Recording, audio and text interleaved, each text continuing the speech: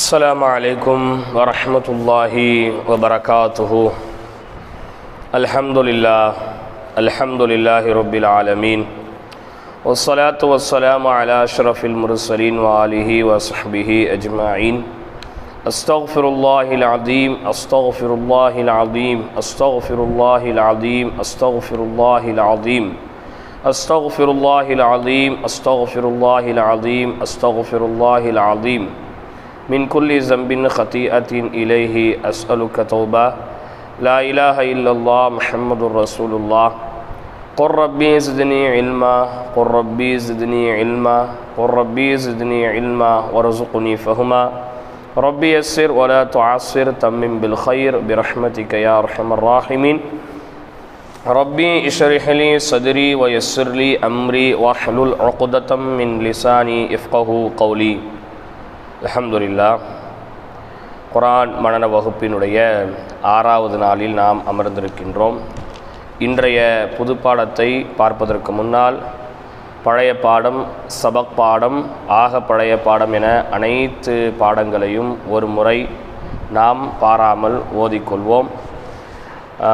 பாடத்துக்கு வருவதற்கு முன்னாடி நீங்களும் உட்காந்து குர்ஆனை பல தடவை ஓதி பார்த்துக்கங்க. பாடத்தை பல தடவை பாருங்கள். பாடம் இப்போ கொஞ்சம் அதிகமாகிடுச்சுன்னா ஒரு 1.5 பக்கத்துக்கு மேலே நம்ம தாண்டி போயிட்டோம். அப்போ கொஞ்சம் கொஞ்சமாக தான் நம்ம மனப்பாடம் பண்ணோம். அப்போ எல்லாத்தையும் ஒரு சேர்ந்து ஒரு முறை ஓதி பார்த்து கொள்ள வேண்டும்.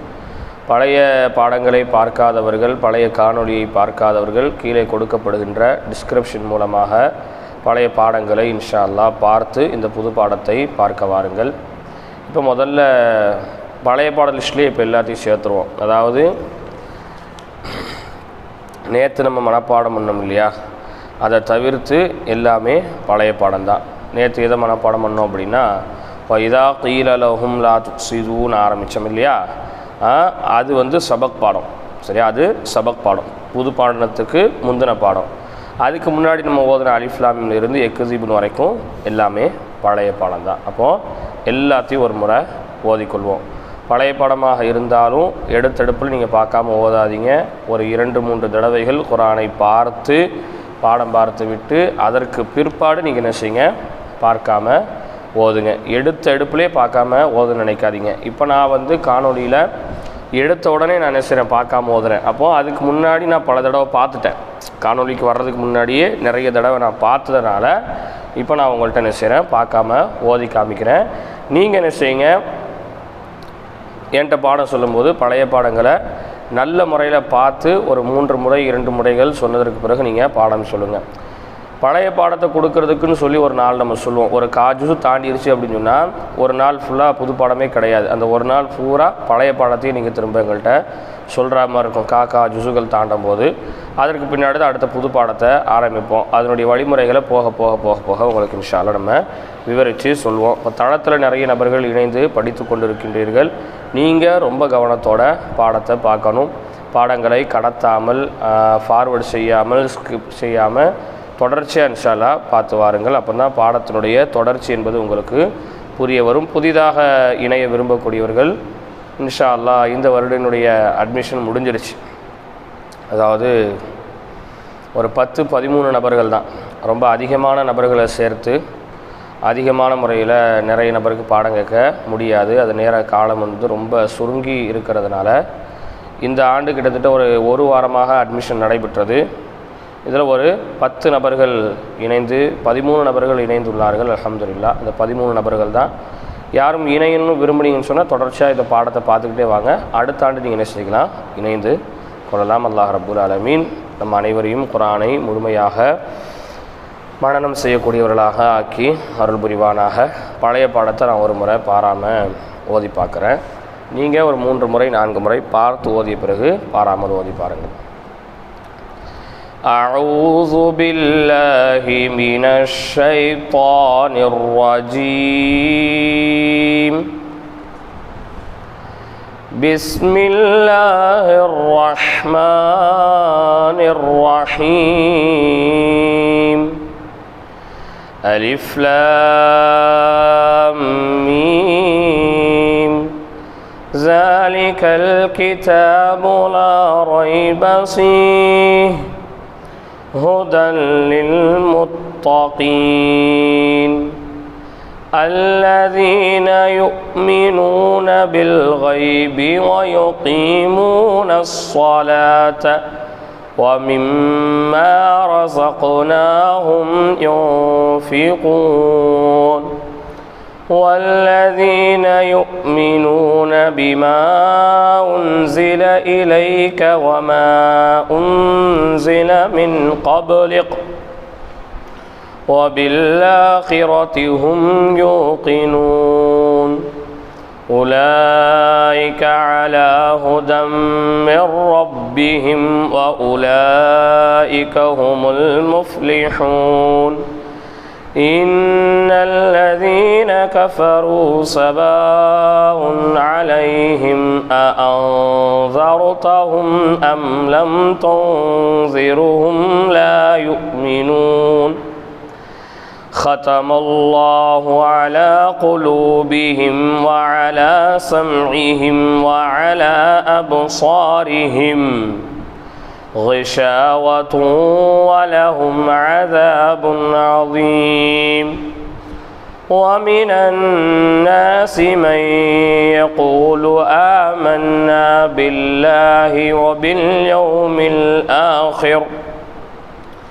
وباليوم الآخر وما هم بمؤمنين يخادعون الله والذين آمنوا وما يخدعون إلا أنفسهم وما يشعرون في قلوبهم مرض فزادهم الله مرضا ولهم عذاب أليم بما كانوا يكذبون. இப்போ இது வரைக்கும் பழைய பாடம். நீங்கள் குர்ஆனை பார்த்து ஓதும்போது பாடம் பார்க்க வேண்டும் என்பதற்காக எவ்வளோ வேகமாக ஓத முடியுமோ அவ்வளோ வேகமாக ஓதுங்க. பாடம் பார்க்கணும், சீக்கிரம் மனப்பாடம் பண்ணணும் அப்படிங்கிறதுக்காக. அதே நேரத்தில் நீங்கள் பாடத்தை பாராமல் சொல்லி பார்க்கக்கூடியவர்களாக இருக்கும்போது எவ்வளவு நிதானமாக எவ்வளவு பொறுமையாக ஓத முடியுமோ அவ்வளோ பொறுமையாக ஓதுங்க. ஏன்னா நீங்கள் எழுத்தை பார்க்கும்போது கண்டிப்பாக பார்ப்பதை மட்டும்தான் படிப்பீங்க, எழுத்து தடுமாறி போக வாய்ப்பு இல்லை. ஆனால் நீங்கள் பாராமல் படிக்கும்போது எழுத்து உங்கள் கண்ணுக்கு நேராக தெரிய போகிறதில்லை. அப்போ எழுத்துக்களை சிந்தனையில் வச்சு தான் நீங்கள் படிக்கணும். சிந்தனைகளில் எழுத்துக்கள் பிறண்டு போனது, மனப்பாடமாக ஓதி பார்க்கும்போது எழுத்துக்கள் பிறண்டு போனதுன்னா, மாறி போனதுன்னா, அது இறுதி வரையிலும் மாறி போனதாகவே இருக்கும். அதனால் நிதாரணமாக பாடம் பார்க்கும்போது அலிஃப் லாம் மீம் ذَلِكَ الْكِتَابُ لَا رَيْبَ فِيهِ هُدًى لِّلْمُتَّقِينَ الَّذِينَ يُؤْمِنُونَ بِالْغَيْبِ وَيُقِيمُونَ الصَّلَاةَ وَمِمَّا رَزَقْنَاهُمْ يُنْفِقُونَ وَالَّذِينَ يُؤْمِنُونَ بِمَا أُنزِلَ إِلَيْكَ وَمَا أُنزِلَ مِن قَبْلِكَ وَبِالْآخِرَةِ هُمْ يُوقِنُونَ أُولَٰئِكَ عَلَىٰ هُدًى مِّن رَّبِّهِمْ وَأُولَٰئِكَ هُمُ الْمُفْلِحُونَ. இப்படி எவ்வளோ வேகமாக ஓதணுமோ ஓதிக்க. ஆனால் குர்ஆனை மூடிட்டீங்க அப்படின்னா அலிஃப் லாம் மீம் ذَلِكَ الْكِتَابُ لَا رَيْبَ فِيهِ அப்படி பொறுமையான செய்யுங்க, ஓதி பாருங்கள். சரிங்களா? இந்த வழிமுறையை கண்டிப்பாக கையாளுங்க. நீங்கள் மனப்பாடம் பண்ணும்போது பாடம் பார்க்கும்போது ரொம்ப ஸ்லோவாக ஓதி படிச்சிங்க அப்படின்னா ரொம்ப டைம் எடுக்கும், ரொம்ப தாமதமாகிக்கிட்டே போகும், ஒரு டயர்ட்னஸ் கொடுத்துரும். சரிங்களா? பாடம் பார்க்கும்போது கொஞ்சம் வேகமாக ஓதி பார்க்குறது தவறல்ல. அது பாடம் பார்க்கணும் என்பதற்காக, மனப்பாடம் பண்ணணும் என்பதற்காக. ஆனால் அதே நேரத்தில் இயல்பாக நீங்கள் உட்காந்து குர்ஆனை ஒரு நன்மையை நாடி ஓதுறீங்க அப்படிங்கும்போது, இப்போது பாடம்லாம் பார்த்து முடிச்சாச்சு, ஒரு லோஹருக்கு பிறகு கொஞ்சம் ஃப்ரீயாக இருக்கிறோம், ஒரு வாட்டி ஓதி பார்ப்போம் அப்படின்ட்டு நீங்கள் ஒரு வாட்டி சும்மா ஓதி பார்க்கும்போது பொறுமையான செய்யுங்க, ஓதுங்க. அது மாதிரி வேறு ஏதாவது ஒரு நிகழ்ச்சிக்காக நீங்கள் குர்ஆன் ஓதக்கூடியவராக இருக்கிறீங்க, வேறு ஒரு பர்பஸுக்காக குர்ஆன் ஓதுறீங்க அப்படின்னா அந்த மாதிரி பர்பஸுகளில் குர்ஆனை வந்து ஸ்லோவாக தான் ஓதணும். அந்த நேரத்தில் வேகமாக என்ன செய்யாதீங்க, ஓதாதீங்க. அந்த ஒரே ஒரு காரணம் தான், பாடம் பார்க்கணும் என்பதற்காக. அடுத்தடுத்த வேலைகள் இருக்குது அப்படிங்கிற மாதிரி இருந்தால் மட்டும் வேகமாக ஓதி பாருங்கள். அப்போ நான் எக்ஸிபுன் பழைய பாடம் வரைக்கும் நான் ஓதி முடிச்சிட்டேன். இப்போது அதை போகிறது சபக் பாடம். சரியா? وَإِذَا قِيلَ لَهُمْ لَا تُفْسِدُوا فِي الْأَرْضِ قَالُوا إِنَّمَا نَحْنُ مُصْلِحُونَ أَلَا إِنَّهُمْ هُمُ الْمُفْسِدُونَ وَلَكِنْ لَا يَشْعُرُونَ وإذا قيل لهم آمنوا كما آمن الناس قالوا أنؤمن كما آمن السفهاء ألا إنهم هم السفهاء ولكن لا يعلمون وإذا لقوا الذين آمنوا قالوا آمنا وإذا خلوا إلى شياطينهم قالوا إنا معكم إنما نحن مستهزئون الله يستهزئ بهم ويمدهم في طغيانهم يعمهون. ஆக்சுவலாக வந்து இந்த இதா கீழளவுமே வந்து பழைய பாடம் தான், அது சபக் பாடம் இல்லை. ஏன்னா இப்போ சபக் பாடங்கிறது உலாய்க்கல்லதி நஷ்டர உல்லாலத்தை தான் வந்து சபக் பாடம். இப்போ ஓதுனதும் என்னது தான், பழைய பாடம் தான். நான் இது வந்து 4வது நாள் வகுப்பாக நினச்சி இதா கீழளவுன்னு சொல்லிட்டேன். ஆனால் இது வந்து 6வது நாள் வகுப்பு. 5வது நாள் வந்து தஜ்வீது பாடம் நடத்தியிருக்கிறோம். 6வது நாள் வகுப்பு. 6வது நாள் வகுப்பினுடைய சபக் பாடம் வந்து உலாய்க்கல்லதி நஷ்டர உல்லாலத்தை தான். அதையும் ஓதி பார்த்துக்குவோம், சரிங்களா? أولئك الذين اشتروا الضلالة بالهدى فما ربحت تجارتهم وما كانوا مهتدين مثلهم كمثل الذي استوقد نارا فلما ضاءت ما حوله ذهب الله بنورهم وتركهم في ظلمات لا يبصرون صم بكم عمي فهم لا يرجعون أو كصيب من السماء فيه ظلمات ورعد وبرق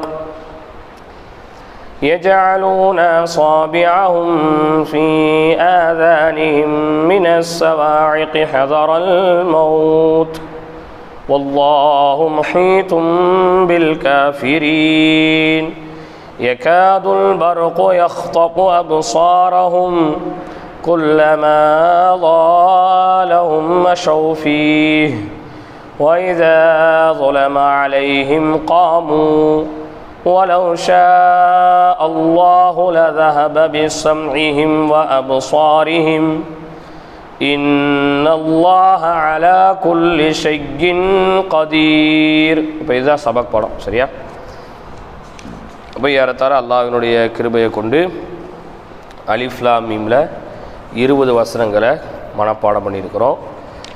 பக்கம் கணக்கில் பார்த்தோம் அப்படின்னு சொன்னால் ஒரு 3.5 பக்கம் 4 பக்கம் மனப்பாடம் பண்ணியிருக்கிறோம், சரிங்களா? இது பெரிய நியாமத். இப்போ இதுக்கு அடுத்து நம்ம புது பாடம் வந்து யா யுஹன்னாஸ்லேருந்து இன்ஷா அல்லாஹ் இதுக்கு வரைக்கும் நம்ம வந்து ஒரு 20 ஆயத்து வரைக்கும் 5 ஆயத்தாக போயிருந்தோம். இன்றைக்கும் நம்ம 5 ஆயத்து தான். ஏன்னா இந்த 5 ஆயத்துமே கொஞ்சம் பெரிய ஆயத்துகளாக இருக்குது. ஏறத்தாழ இன்றைக்கி நீங்கள் ஓத போகிறது வந்து ஒரு பக்கம் வரும். ஏறத்தாழ 15 வரி குரானில் 6ஆம் பக்கத்தினுடைய முதல் வரியினுடைய இறுதி வார்த்தையில் தொடங்கி 7ஆம் பக்கத்தினுடைய முதல் வரியினுடைய இறுதி வார்த்தையில் முடியும், சரியா? அப்போ ஒரு பக்கம் ஆயிடுது. அப்போ 5 ஆயத்து தான். கொஞ்சம் ஆயத்தை கூட்டலான்னு பார்த்தா அதற்கான சூழல் இன்றைக்கு இல்லை. ஆயத்துகள் கொஞ்சம் சுருங்கும் போது, பாடங்கள் லேசாகும் போது ஆயத்தினுடைய எண்ணிக்கைகள் இன்ஷா அல்லாஹ் கொஞ்சம் கொஞ்சமாக அதிகரிக்கப்படும். ஒரு 100 வசனம் வர வரைக்கும் 5 ஆயத்தாகவே போவோம். ஒரு 100 வசனத்துக்கு மேலே 10 ஆயத்தா இன்ஷா அல்லாஹ் நம்ம போகிறதுக்கான ஒரு வாய்ப்பை, ஒரு சூழலையை ஏற்படுத்துவோம். சரி, இப்போ நான் ஒரு 5 முறை நிதாரணமாக ஓதுறேன். கொஞ்சம் கவனத்தோடு இன்ஷா அல்லாஹ் பாருங்கள். அது மாதிரி நான் ஓதக்கூடியதுலேயும் தவறுகள் ஏற்பட வாய்ப்பு இருக்குது. மனிதன் என்கின்ற அடிப்படையில் தவறுகள் ஏற்படக்கூடிய வாய்ப்பு இருக்குது. ஏதாவது ஒரு இடத்துல ஒரு வார்த்தையை நான் விட்டிருந்தாலோ, ஒரு வார்த்தையை அதிகப்படுத்தி சொல்லியிருந்தாலோ, அது இன்ன வார்த்தையை இங்கே விட்டுருக்கிறீங்க, அதிகப்படுத்திருக்கீங்க அப்படிங்கிறத கீழே கமெண்ட் பாக்ஸில் சொல்லுங்கள். அதில் முதல் நாள் அன்று பாடத்தில் அல்லதீன யுமினூன பில் கைபி வ யகீமுன ஸலாத்த வ மிம்மா ரஸக்னாஹும் யுன்ஃபிகூன் வல்லதீன யுமினூன பிமா உன்ஸில இலைக்க வ மா உன்ஸில மின் கப்லிக் அப்படின்னு சொல்லி அந்த இலைக்கவை 2 வாட்டி நான் பயன்படுத்தியிருக்கிறேன். ஆனால் அது அங்கே 2 தடவை இல்லை, ஒரு தடவை தான் என்ன செய்யுது இருக்குது இல்லையா?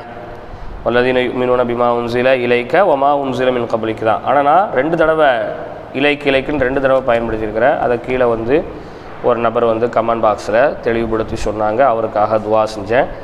அந்த மாதிரி ஒரு சின்ன பிழைகள் தவறுகள் ஏற்பட்டிருந்தால் அதை கீழே கமெண்டில் தாராளமான முறையில் சொல்லுங்கள். நீங்கள் நல்லா பாடத்தை கவனிக்கக்கூடியவங்களாக இருந்தால்.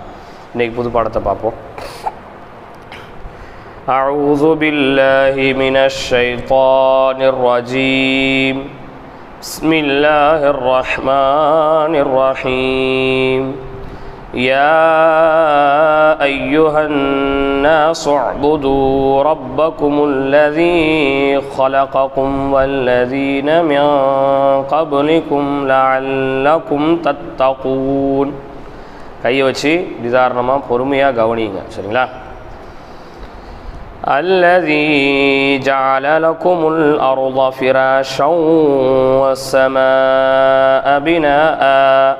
நிப்பாட்டினா பினா அப்படி நிப்பாட்டிட்டு وأنزل من السماء ماء فأخرج به من الثمرات رزقا لكم فلا تجعلوا لله أندادا وأنتم تعلمون.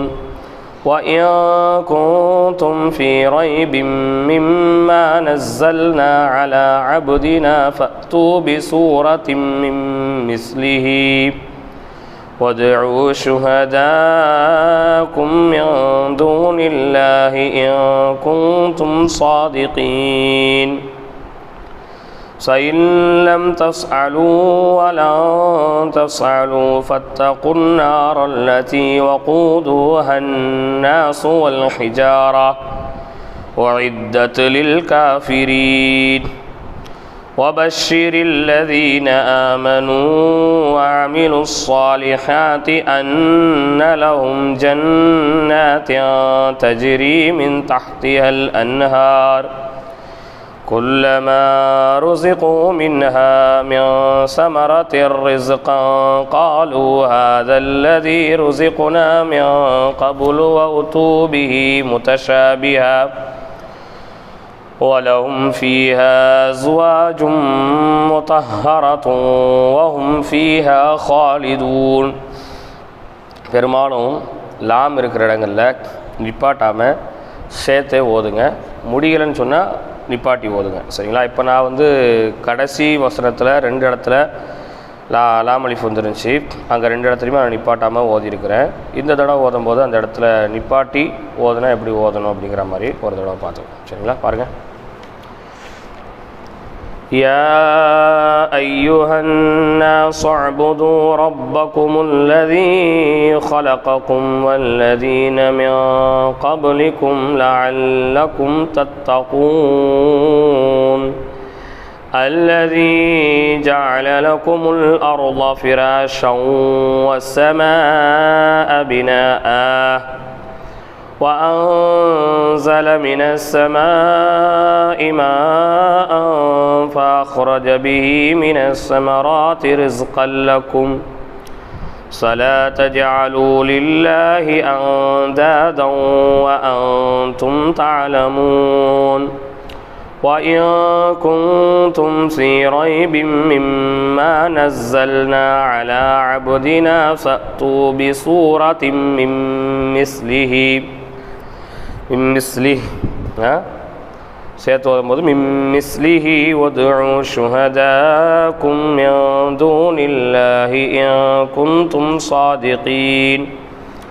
فإن لم تفعلوا ولن تفعلوا فاتقوا النار التي وقودها الناس والحجارة أعدت للكافرين.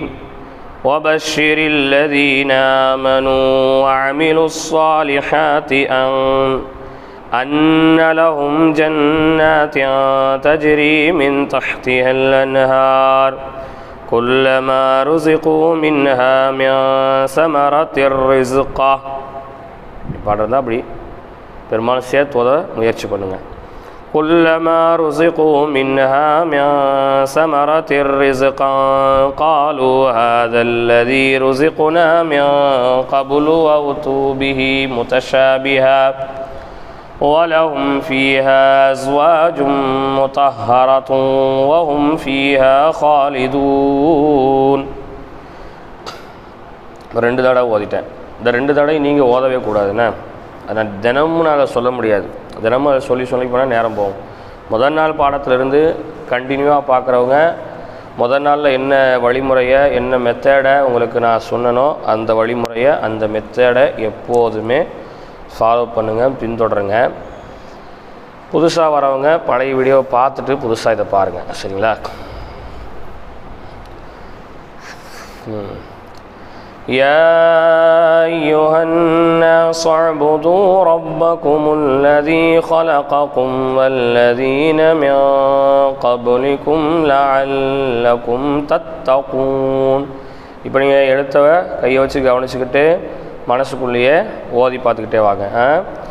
الذي جعل لكم الأرض فراشا والسماء بناء وأنزل من السماء ماء فأخرج به من الثمرات رزقا لكم فلا تجعلوا لله أندادا وأنتم تعلمون.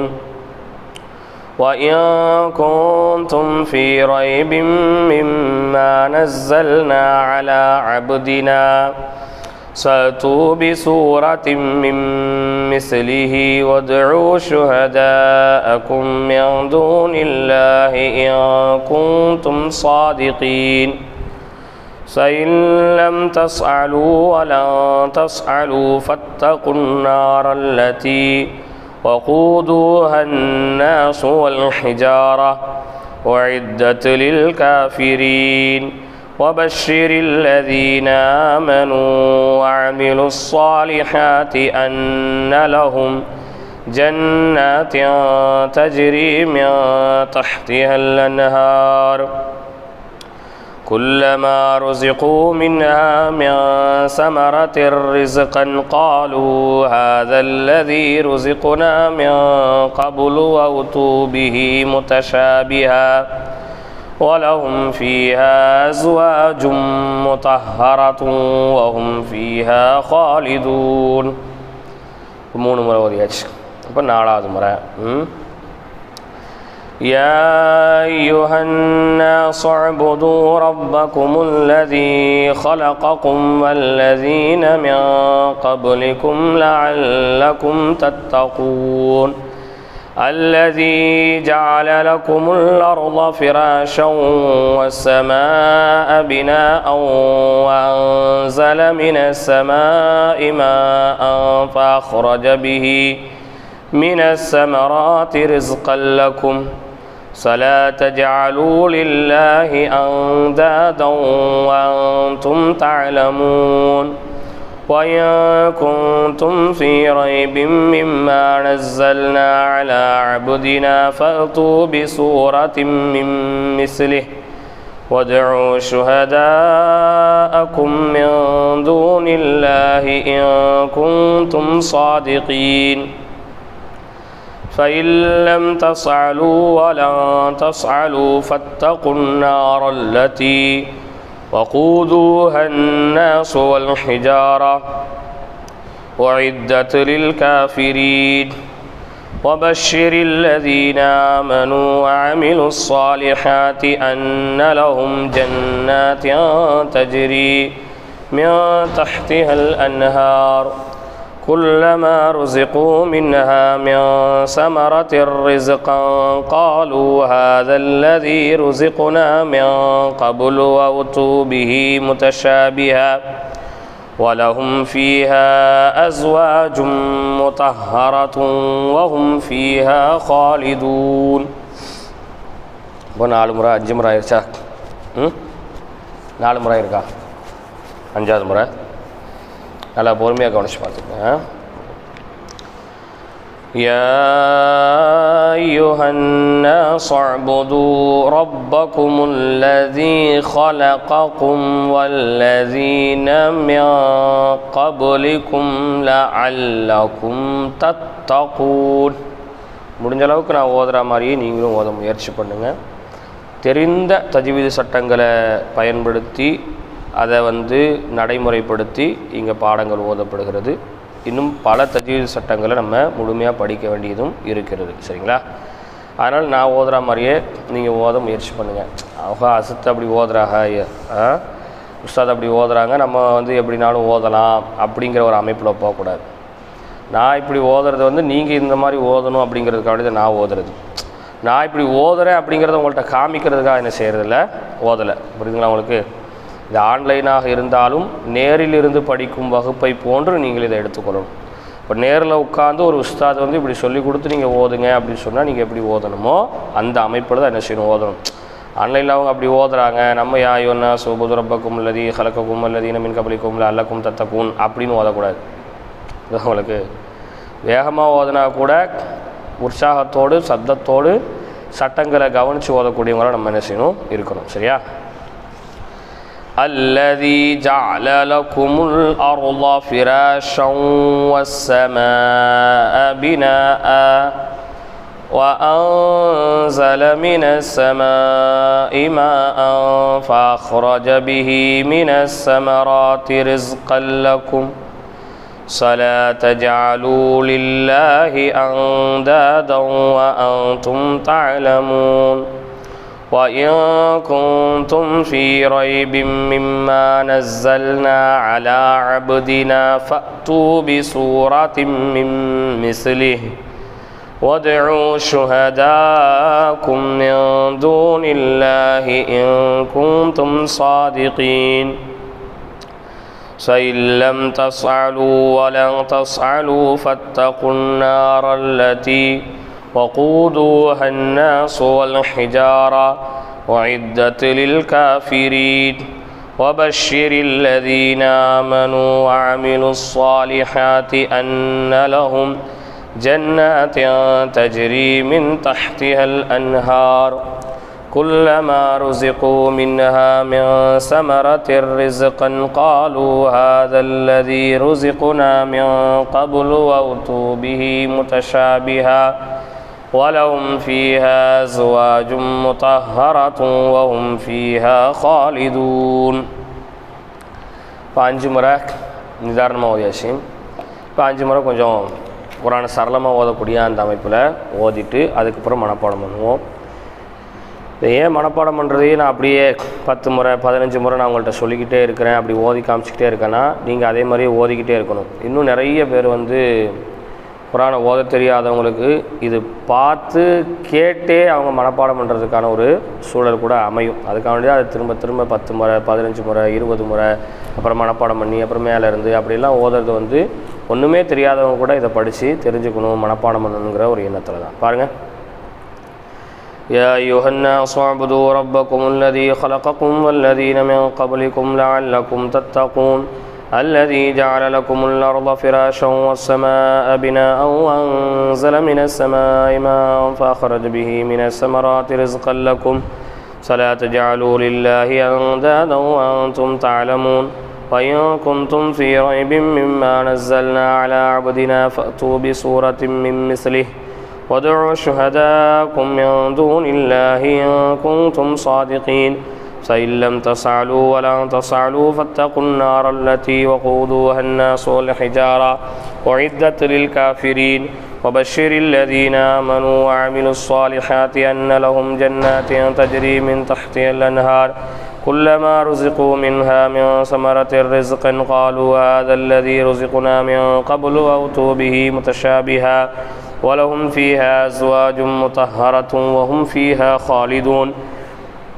يا أيها الناس اعبدوا ربكم الذي خلقكم والذين من قبلكم لعلكم تتقون الذي جعل لكم الأرض فراشا والسماء بناء وأنزل من السماء ماء فأخرج به من الثمرات رزقا لكم فلا تجعلوا لله أندادا وأنتم تعلمون وإن كنتم في ريب مما نزلنا على عبدنا فأتوا بسورة من مثله وادعوا شهداءكم من دون الله إن كنتم صادقين فإن لم تفعلوا ولن تفعلوا فاتقوا النار التي وقودها الناس والحجارة أعدت للكافرين وبشر الذين آمنوا وعملوا الصالحات أن لهم جنات تجري من تحتها الأنهار كلما رزقوا منها من ثمرة رزقا قالوا هذا الذي رزقنا من قبل وأتوا به متشابها ولهم فيها أزواج مطهرة وهم فيها خالدون.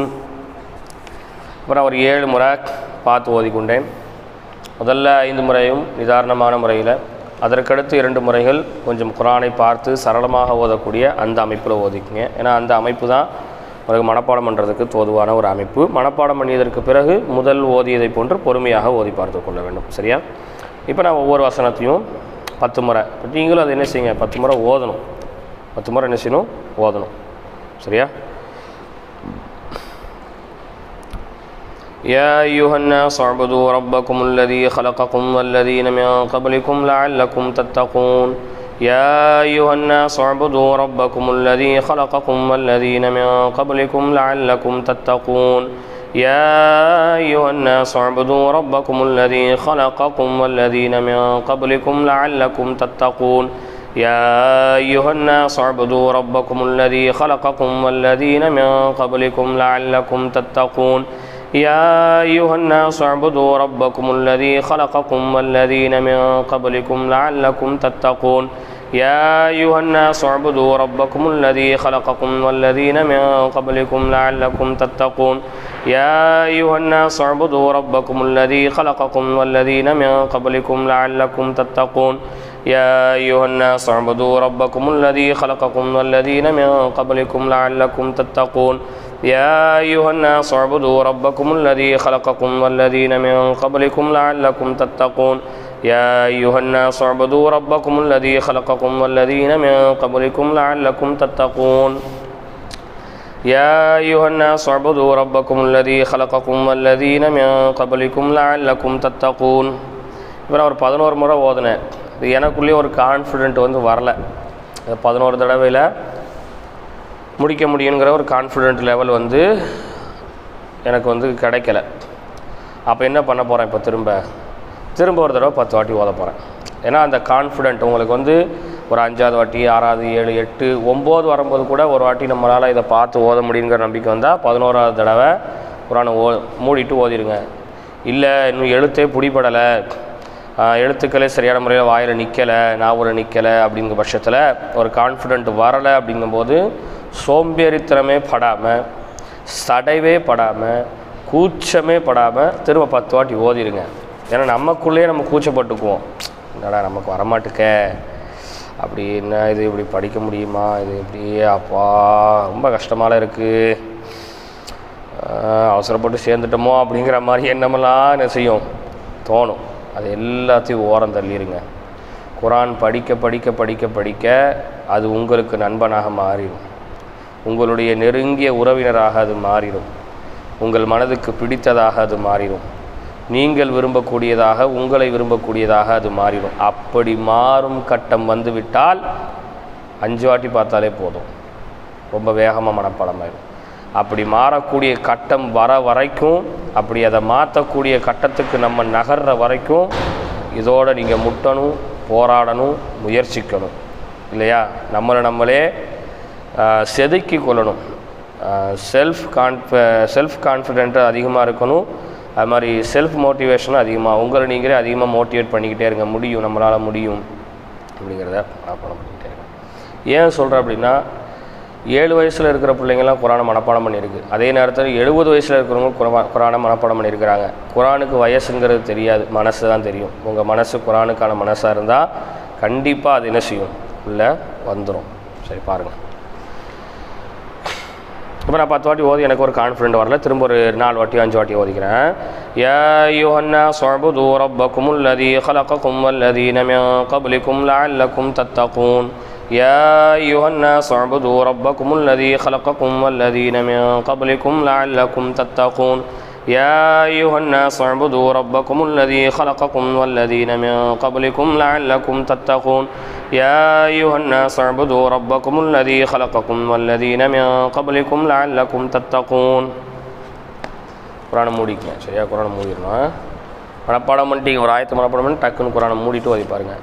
குரானை குரானை மூடிட்டு ஓதும்போது பொறுமையாக ஓதி பார்க்கணும். يا أيها الناس اعبدوا ربكم الذي خلقكم والذين من قبلكم لعلكم تتقون. يا أيها الناس اعبدوا ربكم الذي خلقكم والذين من قبلكم لعلكم تتقون. يا أيها الناس اعبدوا ربكم الذي خلقكم والذين من قبلكم لعلكم تتقون. ஒரு 3 முறை பாராமல் ஓதி பார்த்துக்குங்க. இப்போ பாராமல் ஓதியாச்சு. இப்போ அடுத்த ஆயத்துக்கு போவோம். அடுத்த ஆயத்து கொஞ்சம் பெரிய ஆயத்து. சுவாதில் நிப்பாட்டி அடுத்து ஜீமில் நிப்பாட்டி அடுத்த ஆயத்தில் நிப்பாட்டுறேன். சரியா? முதல்ல சுவாதில் நிப்பாட்டுறேன், அடுத்து ஜீமில் நிப்பாட்டுறேன், அடுத்த ஆயத்தில் போய் நிப்பாட்டி மனப்பாடம் பண்ண போகிறேன். பாருங்கள். الذي جعل لكم الأرض فراشا والسماء بناء. الذي جعل لكم الأرض فراشا والسماء بناء. الذي جعل لكم الأرض فراشا والسماء بناء. الذي جعل لكم الأرض فراشا والسماء بناء. الذي جعل لكم الأرض فراشا والسماء بناء. الذي جعل لكم الأرض فراشا والسماء بناء. الذي جعل لكم الأرض فراشا والسماء بناء. الذي جعل لكم الأرض فراشا والسماء بناء. الذي جعل لكم الأرض فراشا والسماء بناء. الذي جعل لكم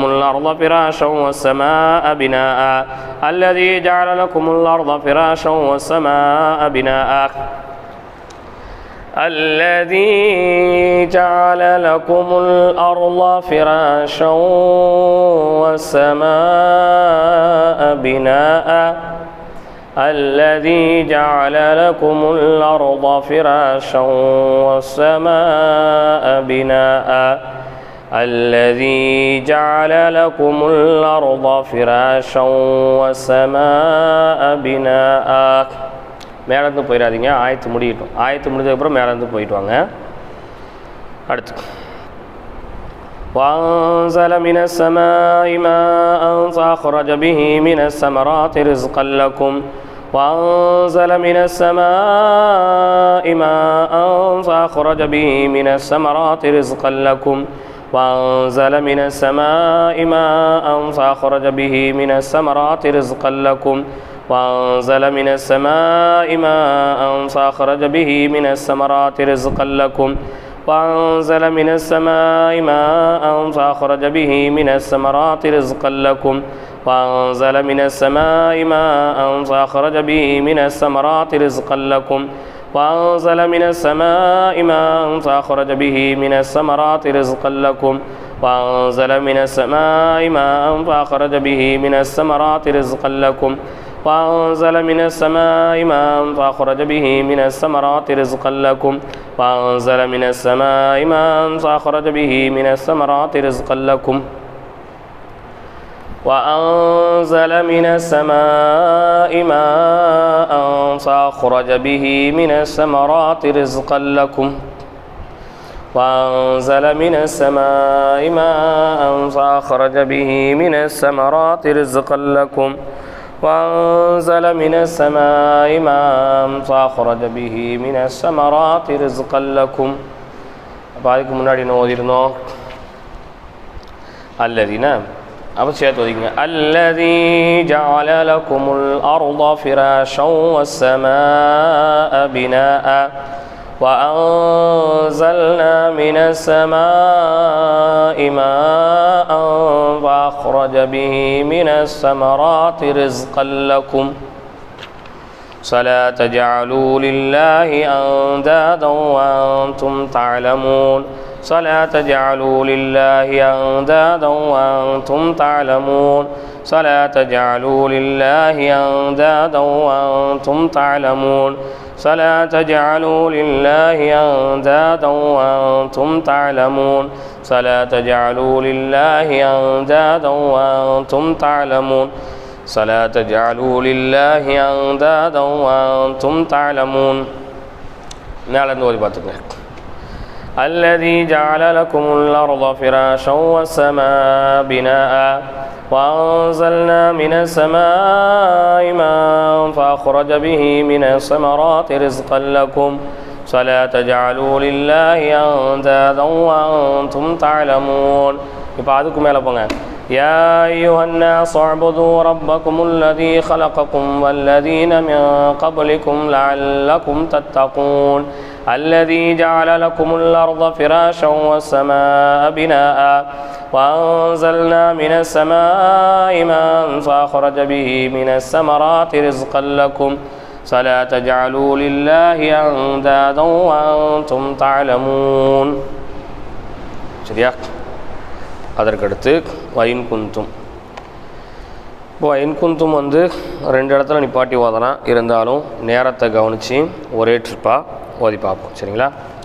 வயின் குந்தும் ஃபீ ரைபின் மிம்மா நஸ்ஸல்னா அலா அப்தினா ஃபஅதூ பிசூரத்தின் மின் மிஸ்லிஹி வதுஉ ஷுஹதாக்கும் மின் தூனில்லாஹி இன் குந்தும் சாதிகீன்.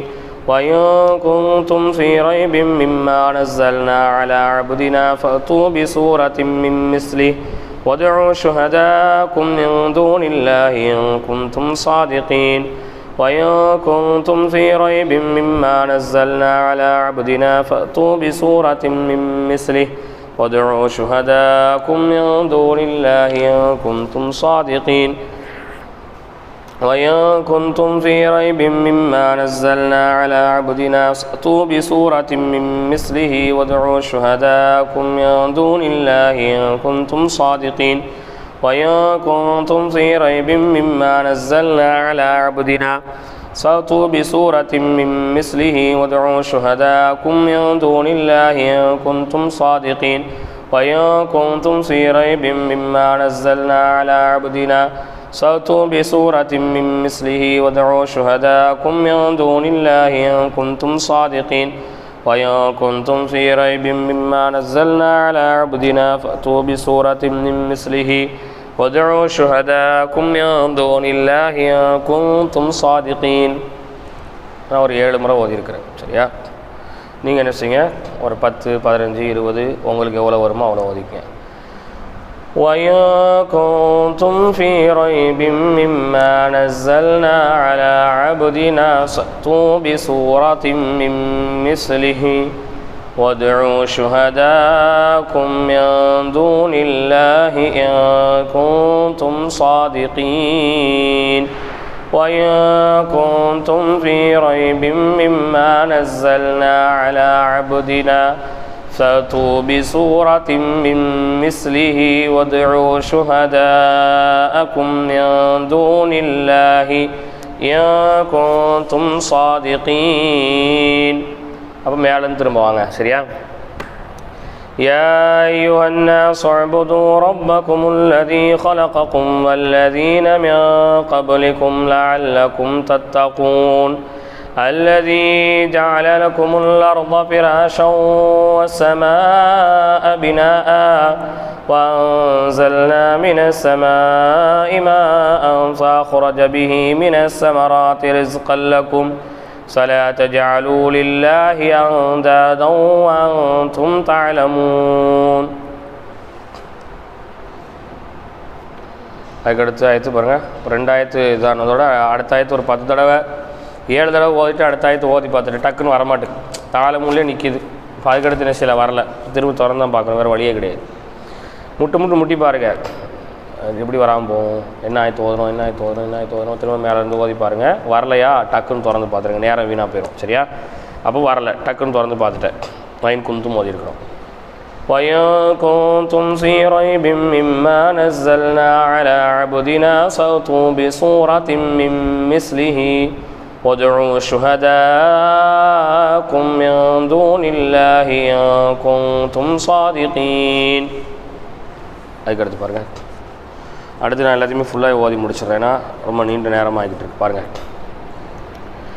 فإن لم تفعلوا ولا تفعلوا فاتقوا النار التي وقودوها الناس والحجارة أعدت للكافرين فإن لم تفعلوا ولن تفعلوا فاتقوا النار التي وقودها الناس والحجارة أعدت للكافرين فإن لم تفعلوا ولن تفعلوا فاتقوا النار التي وقودها الناس والحجارة أعدت للكافرين فإن لم تفعلوا ولن تفعلوا فاتقوا النار التي وقودها الناس والحجارة أعدت للكافرين فإن لم تفعلوا ولن تفعلوا فاتقوا النار التي وقودها الناس والحجارة أعدت للكافرين فإن لم تفعلوا ولن تفعلوا فاتقوا النار التي وقودها الناس والحجارة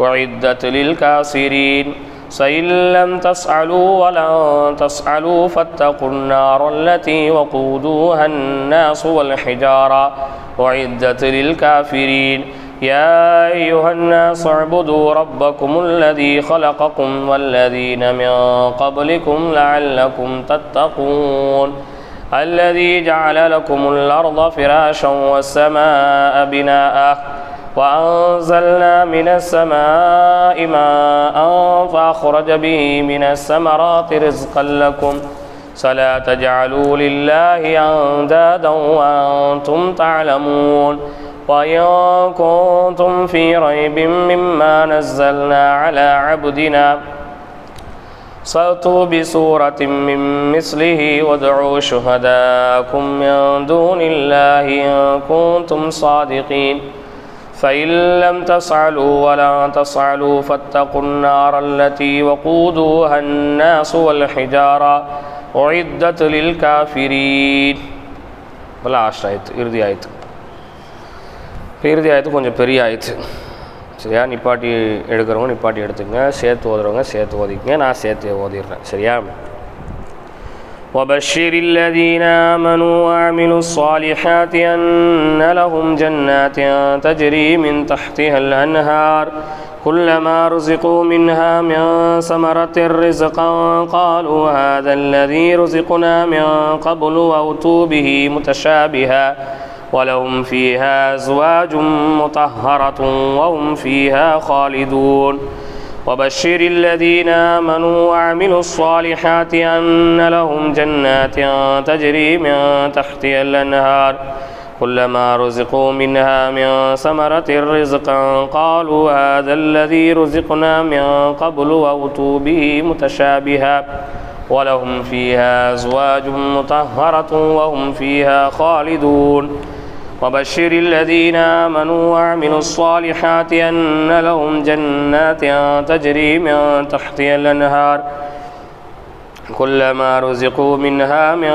ثمرة رزقا قالوا هذا الذي رزقنا من قبل وأتوا به متشابها ولهم فيها أزواج مطهرة وهم فيها خالدون إن الله لا يستحي وبشر الذين آمنوا وعملوا الصالحات أن لهم جنات تجري من تحتها الأنهار كلما رزقوا منها من ثمرة رزقا قالوا هذا الذي رزقنا من قبل وأتوا به متشابها ولهم فيها أزواج مطهرة وهم فيها خالدون وبشر الذين آمنوا وعملوا الصالحات أن لهم جنات تجري من تحتها الأنهار كلما رزقوا منها من ثمرة رزقا قالوا هذا الذي رزقنا من قبل وأتوا به متشابها ولهم فيها أزواج مطهرة وهم فيها خالدون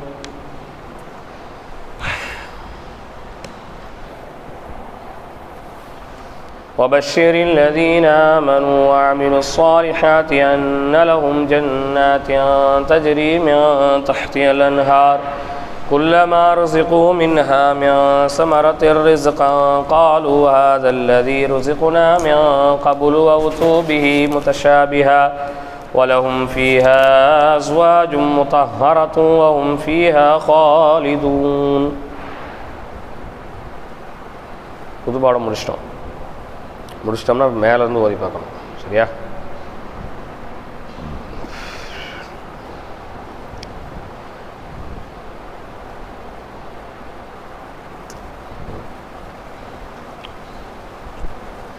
يا أيها الناس اعبدوا ربكم الذي خلقكم والذين من قبلكم لعلكم تتقون الذي جعل لكم الأرض فراشا والسماء بناء وأنزلنا من السماء ماء فأخرج به من الثمرات رزقا لكم فلا تجعلوا لله أندادا وأنتم تعلمون وإن كنتم في ريب مما نزلنا على عبدنا فأتوا بسورة من مثله وادعوا شهداءكم من دون الله إن كنتم صادقين فإن لم تفعلوا ولن تفعلوا فاتقوا النار التي وقودها الناس والحجارة أعدت للكافرين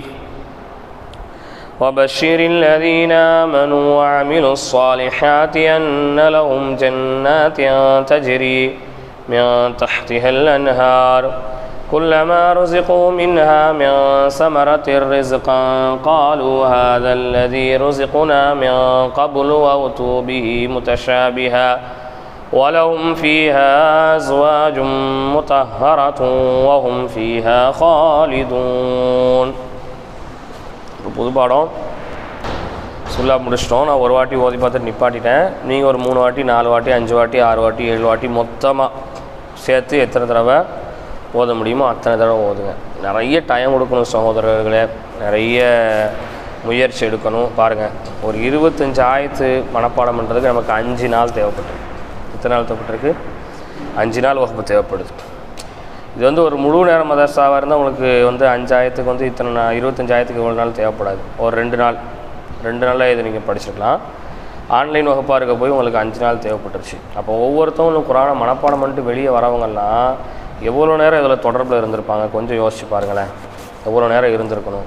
புது பாடம் கொடுக்கணும், பழைய பாடம் கொடுக்கணும், சபக் பாடம் கொடுக்கணும், அதுக்கடுத்து புது பாடம் பார்க்கணும், அடுத்து பழைய பாடத்தை பார்க்கணும், அடுத்து சபக் பாடம், அடுத்து புது பாடம், பழைய பாடம், சபக் பாடம், புது பாடம், பழைய பாடம், சபக் பாடம் சொல்லி விடிஞ்சதிலிருந்து அடைகிற வரையிலும் இதிலே தான் நேரமும் காலமும் எல்லாம் செலவாகிட்டே இருக்கும். அப்போ அவ்வளோ தியாகம் பண்ணி தான் ஒரு ஹாஃபிஸ் வெளியே வர முடியும், ஒரு ஹாஃபில் வெளியே வர முடியும். அப்போ அந்த ஹாஃபில்களுக்கு நம்ம கண்ணியம் கொடுக்கணும், அவங்கள முறைப்படி மரியாதையோடு நம்ம நடத்தணும். இப்போ ஆன்லைனில் வந்து படிக்கக்கூடிய மாணவர்களுடைய ஒரு கவனத்திற்கு என்ன அப்படின்னு சொன்னால், உங்களுக்கு புதுப்பாடம் வந்து அனுப்பப்பட்டதோடு அந்த உடனேயே நீங்கள் புது பாடத்தை சொல்லிடணும். அதற்கடுத்து ஒரு 11 மணி அல்லது 12 மணி இரண்டாவதாக சபக் பாடத்தை சொல்லணும், மூணாவதாக பழைய பாடத்தை சொல்லணும். வழமையாக இதை ஒரு வழமையாக வச்சுக்கங்க. புது பாடம் என்ன, பழைய பாடம் என்ன, சபக் பாடம் என்னங்கிறத நம்ம தளத்தில் சொல்லப்படும். அது மாதிரி ஒரு 10-13 நபர்கள் இணைஞ்சதுனால தளம் என்பது போதும், அதுக்கு மேலே வேண்டாம். ஏன்னா இதுக்கு முன்னாடி ஆலிமா வகுப்பு நம்ம வந்து ஆன்லைனில் தொடங்கணும், முதல் ஜும்ரா அப்படின்னு சொல்லி. அதில் வந்து முறையான முறையில் அட்மிஷன் இல்லாமல் முறையாக யாரையுமே சேர்க்காம எல்லாரும் அதில் இணைஞ்சாங்க. இப்போவும் அந்த தளம் இருக்குது. ஏறத்தாழ ஒரு 245 பேருக்கு மேலே பயணிக்கக்கூடிய தளமாக அது இருந்தும் அதில் எந்த பாடங்களையும் பகிர முடியாத ஒரு சூழலில் இருக்குது. காரணம் என்னென்னா, ஆட்கள் நிறைய இருக்கிறது. பாடத்தை போட்டால் 10 பேர் பார்க்குறாங்க, 10 பேர் பார்க்குறதில்ல, 2 பேர் எக்ஸிட் ஆகுறாங்க, அப்புறம் 2 பேர் புதுசாக உள்ளே வராங்க. அவங்களுக்கு குரூப்போடைய ரூல்ஸ் அண்ட் ரெகுலேஷனை முதலிருந்து சொல்ல வேண்டியிருக்கு. அப்போ ஒவ்வொரு நாளும் ஆட்களை நம்ம இணைச்சி கொண்டே இருந்தால் சரி வராது. அப்படிங்கிறதுனால கரெக்டாக ஒரு வாரம் அட்மிஷன் போட்டிருந்தோம். அதில் ஒரு 10 பேர், சுமார் 10 பேர் இணைஞ்சாங்க. நிறைய பேர் கேட்டாங்க, ஆனால் கேட்டவங்க யாருமே இணையலை. ஏறத்தாழ ஒரு 120க்கு மேற்பட்ட நபர்கள் வந்து அலைபேசியில் தொடர்பு கொண்டு, வாட்ஸ்அப்பின் மூலம் தொடர்பு கொண்டு, கமெண்ட் பாக்ஸின் மூலம் தொடர்பு கொண்டு பல ரூபங்களில் வந்து கேட்டாங்க. ஆனால் அவ்வளோ பேரும் இணைஞ்சாங்களான்னு கேட்டால் இணையலை. மதரசாவுடைய ரூல்ஸ் அண்ட் ரெகுலேஷன்ஸை வந்து நம்ம சொல்லும்போது நேரில் இருந்து ஓதுற ஒரு மதரசா மாதிரியே இருக்குது. நாங்கள் ஆன்லைன்னா ஏதோ சும்மா அப்படி வந்து பார்த்துட்டு போகணும்னு நினச்சோம், இது இவ்வளோ ரூல்ஸ் இருக்குது, அதை கடைப்பிடிக்கலை அப்படிங்கிற பட்சத்தில் நல்லா இருக்காது அப்படின்னு சொல்லி நிறைய பேர் பின்வாங்கினாங்க. அல்லாஹ்வுடைய கிருபை கொண்டு ஒரு 13 பேர் இணைஞ்சிருக்கிறீங்க. நீங்கள் இதில் தொடர்ச்சியாக பயணிங்க. இன்ஷா அல்லாஹ் நாளைக்கு ஒரு புது பாடத்தோடு பார்ப்போம். இப்போ புது பாடம் நீங்கள் பார்த்ததோட என்ன பண்ணணும் அப்படின்னா, மேலே அலிஃப் லாம் மீம்லேருந்து புது பாடம் வரைக்கும் உங்கள் பாடத்தை ஜாயின் பண்ணி பார்த்துக்குங்க. அலிஃப் லாம் மீம்ல ஆரம்பிக்கணும் நீங்கள். அலிஃப் லாம் மீம் ஸாலிகல் கிதாபு லா ரைப ஃபீ. கொஞ்சம் வேகமாக ஓதி பார்த்துங்க, ரொம்ப சடைவாயிருவீங்க. அப்போ கொஞ்சம் வேகமாக. அலிஃப் லாம் மீம் ஸாலிகல் கிதாபு லா ரைப ஃபீ ஹுதன் லில் முத்தகீன அல்லதீன யுமினூன பில் கைபி வ யுகீமூன ஸ்ஸலாத்த வ மிம்மா ரஸக்னாஹும் யுன்ஃபிகூன் والذين يؤمنون بما أنزل إليك وما أنزل من قبلك وبالآخرة هم يوقنون أولئك على هدى من ربهم وأولئك هم المفلحون إن الذين كفروا سواء عليهم أنذرتهم أم لم تنذرهم لا يؤمنون ختم الله على قلوبهم وعلى سمعهم وعلى أبصارهم غشاوة ولهم عذاب عظيم ومن الناس من يقول آمنا بالله وباليوم الآخر وما هم بمؤمنين يخادعون الله والذين آمنوا وما يخدعون إلا أنفسهم وما يشعرون في قلوبهم مرض فزادهم الله مرضا ولهم عذاب أليم بما كانوا يكذبون وإذا قيل لهم لا تفسدوا في الأرض قالوا إنما نحن مصلحون لا إنهم هم المفسدون ولكن لا يشعرون وإذا قيل لهم آمنوا كما آمن الناس قالوا ونؤمن كما آمن السفهاء لا إنهم هم السفهاء ولكن لا يعلمون وإذا لقوا الذين آمنوا قالوا آمنا وإذا خلوا إلى شياطينهم قالوا إنا معكم إنما نحن مستهزئون الله يستهزئ بهم ويمدهم في طغيانهم يعمهون أولئك الذين اشتروا الضلالة بالهدى فما ربحت تجارتهم وما كانوا مهتدين مثلهم كمثل الذي استوقد نارا فلما أضاءت ما حوله ذهب الله بنورهم وتركهم في ظلمات لا يبصرون صم بكم عمي فهم لا يرجعون أو كصيب من السماء فيه ظلمات ورعد وبرق يجعلون أصابعهم في آذانهم من الصواعق حذر الموت والله محيط بالكافرين يكاد البرق يخطف أبصارهم كلما أضاء لهم مشوا فيه وإذا ظلم عليهم قاموا ولو شاء الله لذهب بسمعهم وبصارهم إن الله على كل شيء قدير يا أيها الناس اعبدوا ربكم الذي خلقكم والذين من قبلكم لعلكم تتقون الذي جعل لكم الأرض فراشا والسماء بناء وأنزلنا من السماء ماء فأخرج به من الثمرات رزقا لكم فلا تجعلوا لله أندادا وأنتم تعلمون وإن كنتم في ريب مما نزلنا على عبدنا فأتوا بسورة من مثله وادعوا شهداءكم من دون الله إن كنتم صادقين فإن لم تفعلوا ولن تفعلوا فاتقوا النار التي وقودها الناس والحجارة أعدت للكافرين وبشر الذين آمنوا وعملوا الصالحات أن لهم جنات تجري من تحتها الأنهار كلما رزقوا منها من ثمرة رزقا قالوا هذا الذي رزقنا من قبل وأتوا به متشابها ولهم فيها أزواج مطهرة وهم فيها خالدون. ஃபுல்லாக ஓதியாச்சு. 25 ஆயத்து நீங்கள் மனப்பாடம் பண்ணியிருக்கீங்களா? 6 ரக்காயத் தொழுவுங்க. சுன்னத்தோ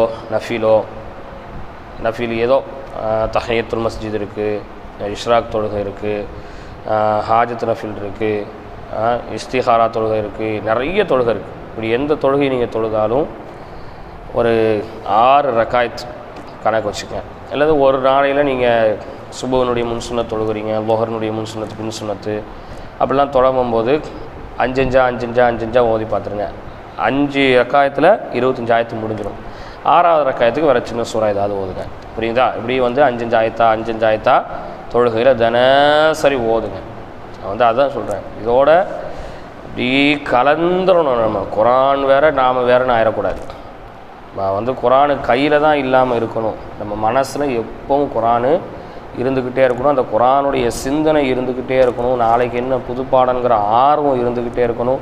பழைய பாடத்தை மறக்கக்கூடாதுங்கிற பயமும் இருந்துக்கிட்டே இருக்கணும். ஆர்வம், பயம், ஆவல், முயற்சி, தியாகம் எல்லாம் கலந்தாதான் இறுதி வேதமான குரான் உங்கள் மனதில்.